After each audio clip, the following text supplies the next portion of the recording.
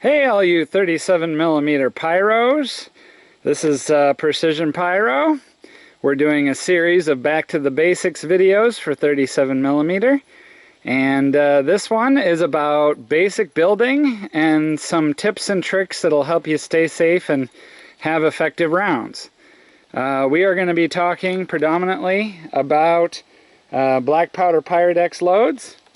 And first we'll talk a little bit about safety. Stay away from flash powder, stay away from tannerite. In pyrotechnics, there's an axiom that I go by, which is less is more. It's surprising how much a little bit of pyrotechnic composition can do. You can get really, really loud bangs without using a lot of materials. And of course, you want to stay within the legal limits set forth in ATF ruling 95-3. I personally like to recommend to spend 90% of your energy on safety, so that 1% of when you're shooting stuff off, you can really enjoy it because you know you did a good job of making things safe and taking precautions. That includes fire hazards, ear protection, eye protection, gloves, good muzzle control, all that basic stuff. Also, don't put anything in your launcher that you aren't comfortable with going wrong in your launcher. You can have nice, loud rounds that are in the legal limit, and if they're in the legal limit, then your launcher should be fine. But again, less is more, so just use common sense. Alright, that said, let's get down to it. The simplest and cheapest way to make 37mm rounds is with tube and disc kits. This is a 3-inch tube, 2.5 inch, we got 4-inch, we got 6-inch. You can do smoke, bangers, star clusters, any number of effects. We also have ready to load. But this video is all about basics. So tube and disc kits, you're looking at about $1 to $1.20 per round, and you get tubes, gas seals or O-rings, we have both, push discs, fuse discs, sealing discs. You're using black powder Pyrodex. Again, the ATF ruling 95-3 says you can't have more than 1/4 ounce of total explosive powder in your rounds. So there's two basic tubes that I recommend. I sell the Powder Saver tubes. These are a custom outside diameter tube that fits very, very tightly in with a number 16 rubber band or O-rings. I supply the rubber bands with the Powder Saver kits, and again, that custom outside diameter ensures a nice tight seal. Anytime you're doing 37mm, you want your round to be very tightly, snugly seated in your casing. Otherwise, all the pressure from your powder bleeds out around the projectile and you get very inferior distance. The other thing that affects distance and performance is your casing. You want to always use aluminum casings with powder bushings or powder cups in them, either milled in or plastic ones you can replace. And the reason for this is the powder has to sit above the primer to get good pressure. So for best performance, I recommend Powder Saver tubes and aluminum casings with some kind of powder cup, preferably milled in powder cup. The other tubes that I deal with are from Exotic Firearms. My partner Ryan at Exotic Firearms, I sell his kits. His kits are just easy peasy, very simple. And he has a little looser fitting tube. The reason for that is that you can really screw up on your lift charge and not get overpressure going on. And so his kits are a little bit more friendly to messing up, whereas mine are more for higher performance, higher pressure. But both Ryan at Exotic Firearms and my Powder Saver tubes, both of us have really, really high quality products. It's easy to get really good results. But again, you want your rounds to seat in tight. and you want to use something with a powder cup, preferably an aluminum casing with a milled-in powder cup. So that's that. Now we'll talk about the discs and O-rings. So my powder saver tubes seat really well with both number 16 rubber bands and O-rings. Ryan's kits do really well with just the O-rings, but you can use either or for mine with a nice tight fit. The next thing you really want to consider is your materials in terms of discs. So you got your sealing disc, your fusing disc. The fusing discs just go in there and seat in there. The fuse goes through it. Now the most important thing that you're going to want to have, no matter what materials you're using, is a pushing disc. And the pushing disc goes completely over the end of the projectile. And you want to glue that in place, because you want the entire projectile to be riding on that pressure wave. You don't want your glue plug to be exposed to all that pressure. You want the whole thing pushed. If you have too much pressure on your glue plug and you messed up in some way, it could blow through, and then that would not be so fun. So push discs are essential. You want to glue them down good. If you don't have push discs, you need to get some. We also have 3D printed ones as well, and you can always get a hole saw and make your own push discs out of, you know, scrap plywood or cardboard or whatever, but push discs are essential. So the next basic thing to consider is your fuse. Standard 25-second fuse. Anything from 23 to 26 seconds is actually really good, because it allows you a 3/4 inch glue plug. Your delay, as in where the round goes off in the sky, is totally dependent on how long it takes your fuse to burn through your end plug. Now, a long time ago when I started, I was using epoxy, but this is like 20 years ago, and then I got into using hot glue. And believe it or not, hot glue works pretty well. You just don't want to put super hot glue directly onto your pyrotechnic compositions. That's bad. So you definitely want to have attention to detail. You want to have a clean work area. Good safety practices in terms of hygiene. And but anyway, so 25-second fuse is sort of the standard.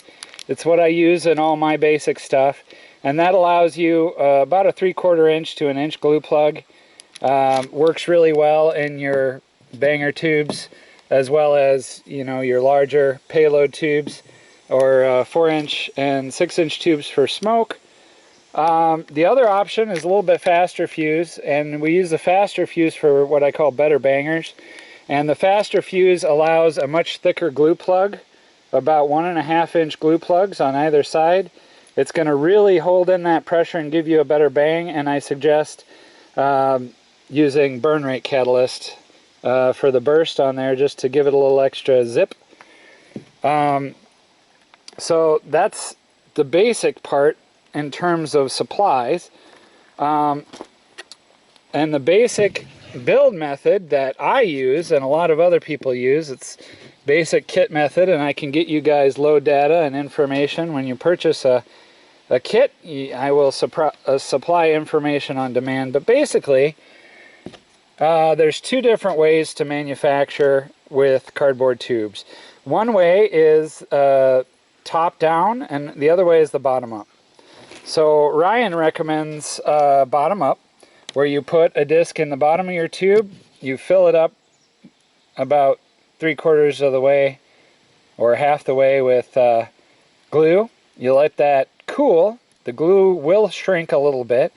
Then you put your payload, and then he'll put the fusing disc and fuse on top, and then fill the rest up with hot glue, and then put the push disc on.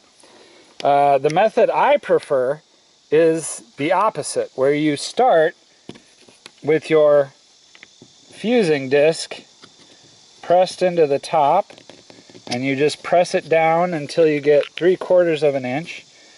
Then you stick your fuse in and you fill it up to the top with your hot glue. And the reason I like this method, other than the fact that you have a little bit more control over the glue, is that if you're filling it up with a very dusty powder, dust will get around the glue plug if you're building from the bottom up.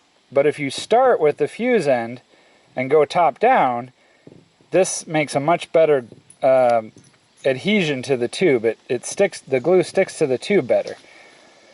The other thing to consider is that when you're using hot glue, if you let the hot glue get too hot, you have two issues. One, you could get it so hot that it foams up and boils. That's bad. You want to avoid that. You can always pop the bubbles, but it's a pain in the butt. The other bigger issue, which is much more common, is your hot glue gets nice and hot, and then once you fill up with glue, the glue shrinks, and if you put your push disc over the hot glue, it'll actually suck a bubble down in, and you'll get about half the burn time out of your fuse because the heat from the primer is going up into the glue. So what I do, and I make a lot of rounds obviously, I'll fill it up to the top with the fuse in there, and then I'll go down the row to a bunch of others. I'll come back, and the glue in the top here has cooled a bit, it's shrunk a little bit, and then I top it off with hot glue, and then I put the push disc over the fuse.